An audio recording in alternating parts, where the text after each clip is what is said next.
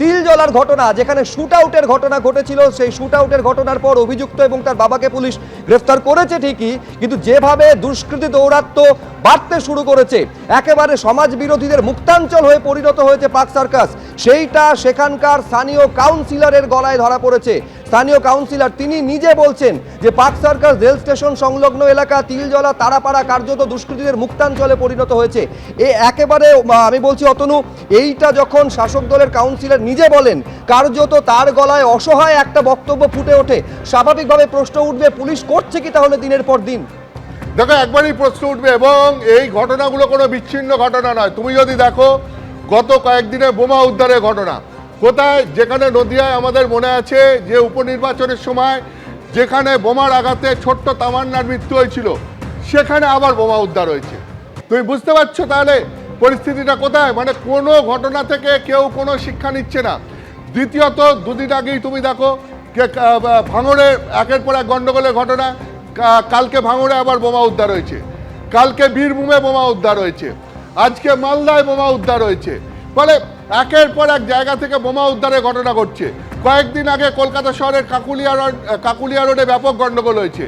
দুদিন আগে রাত্রিবেলা বেনেপুকুর রোডে সেখানে গুলি চলেছে, গুলিতে একজন আহত হয়েছেন। অর্থাৎ একের পর এক ঘটনা রাজ্যের বিভিন্ন জায়গায় ঘটতেই চলেছে।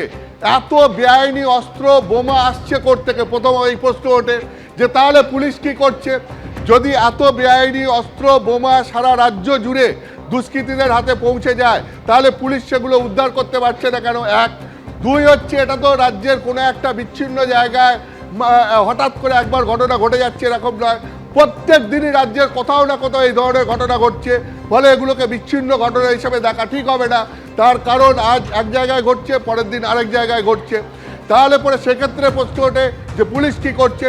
সার্বিকভাবে যে প্রশ্নটা উঠছে যে সামনে ভোট আছে, ফলে রাজনৈতিক মদতেই কি এই ধরনের দুষ্কৃতীরাজ, এই ধরনের দুর্বৃত্তরাজ বাড়ছে? এবং যেহেতু ভোটের সময় এদেরকে কাজে লাগে, বিভিন্নভাবে এই দুষ্কৃতীদেরকে ভোটের সময় কাজে লাগানো হয়, সেই কারণেই কি রাজনৈতিক দলগুলো এদেরকে মদত দিচ্ছে? এবং সেই রাজনৈতিক দলগুলো যেরকম একদিকে মদত দিচ্ছে, আর সেই কারণেই কি পুলিশ প্রশাসনও নিষ্ক্রিয় হয়ে বসে রয়েছে? না হলে পুলিশ প্রশাসন সক্রিয় হবে না কেন? যদি রাজ্যের শাসক দল সত্যি সত্যিই চায় যে এই ধরনের দুষ্কৃতীরাজকে নির্মূল করতে, তাহলে পুলিশ প্রশাসন অ্যাক্টিভ হতে বাধ্য। আমরা যে সিস্টেমটা এখনো পর্যন্ত জানি, এবং পুলিশের এখনো পর্যন্ত সক্রিয় হলে করে যা যা করার ক্ষমতা আছে, তাহলে সরকার চাইলে পুলিশ করবে না এরকমটা হতে পারে না, আর পুলিশ চাইলে পরে পারবে না এরকমটাও হতে পারে না। ফলে অসুবিধাটা কোথায় হচ্ছে? এটাই হচ্ছে সবথেকে বড় রহস্য। তাহলে কি সামনে ভোট আছে বলেই এই দুর্বৃত্তদেরকে কন্ট্রোল করা হচ্ছে না? এই প্রশ্ন উঠছে। একেবারে এই প্রশ্ন উঠছে ঠিকই, কিন্তু প্রশ্নের উত্তরটা দেবে কে? যাদের উত্তর দেওয়ার কথা তারা কার্যত নিষ্ক্রিয় ভূমিকায়। তার কারণ 12 ঘন্টা পেরিয়ে যাওয়ার পরেও এই হাওড়ার ঘটনায় এখনো পর্যন্ত কাউকে গ্রেফতার করতে পারেনি পুলিশ। এর আগে কাকুলিয়ার ঘটনা, সোনাপাপ্পুর সঙ্গে একাধিক তৃণমূল নেতাদের দেখা গেছিল, সেই ঘটনায় দীর্ঘদিন পেরিয়ে গিয়েছে, সোনাপাপ্পুর হদিশ এখনো পর্যন্ত পুলিশ পায়নি। ফলে তাদের ধরতে পারছে না পুলিশ, নাকি ধরার চেষ্টা করছে না পুলিশ, নাকি বিচ্ছিন্ন ঘটনা বলে শাসক দলের তরফে গোটা বিষয়কে লঘু করে দায় ঝাড়ার চেষ্টা হচ্ছে? প্রশ্ন উঠছে একাধিক। এবিপি আনন্দ, এগিয়ে থাকে, এগিয়ে রাখে।